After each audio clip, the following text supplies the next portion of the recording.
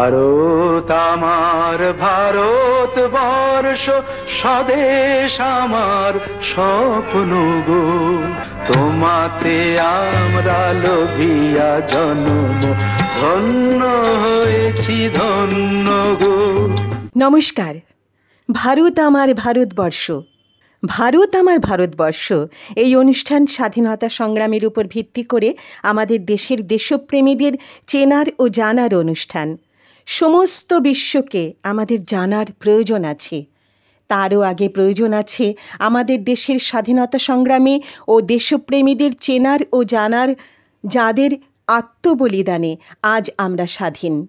ভারত আমার ভারতবর্ষ অনুষ্ঠানটি স্বাধীনতা সংগ্রামীদের স্মরণ ও বরণ করার অনুষ্ঠান। প্রতি রবিবার YouTube touch audio and video production চ্যানেলে এই অনুষ্ঠান আপনারা দেখতে পাবেন। প্রতি রবিবার একটি করে পর্ব থাকবে স্বাধীনতা সংগ্রামীদের সংক্ষিপ্ত জীবনীর উপর, আমাদের দেশের ইতিহাস ও দেশপ্রেমীদের জীবনী জানতে। সমস্ত ভারতবাসীর কাছে আবেদন রাখছি চ্যানেলটিকে সাবস্ক্রাইব করার জন্য। আমাদের দেশের স্বাধীনতা সংগ্রামে অংশগ্রহণকারী বীর বিপ্লবী দেশপ্রেমী, যাদের সংগ্রামে, যাদের আত্মবলিদানে আমরা স্বাধীন, তাদের সবাইকে আমরা চিনি না, জানি না। সেই কারণে এখন থেকে এই অনুষ্ঠানে পরিচিত বিপ্লবীদের সাথে সাথে অপরিচিত, অর্থাৎ সেই অর্থে যাদের একেবারেই পরিচিতি নেই, সেই সমস্ত বীর সন্তানদেরও কথা বলবো। তাদের সংক্ষিপ্ত জীবনীও তুলে ধরব আপনাদের সামনে। আকাশে দেখেছ কোন সংকেত, কারেও নিলে না সাথে? তুঙ্গগিরির উঠিছ শিখরে, যেখানে ভোরের তারা অসীম আলোকে করেছে আপন, আলোর যাত্রা সারা। শহীদ স্মৃতিশ বন্দ্যোপাধ্যায়।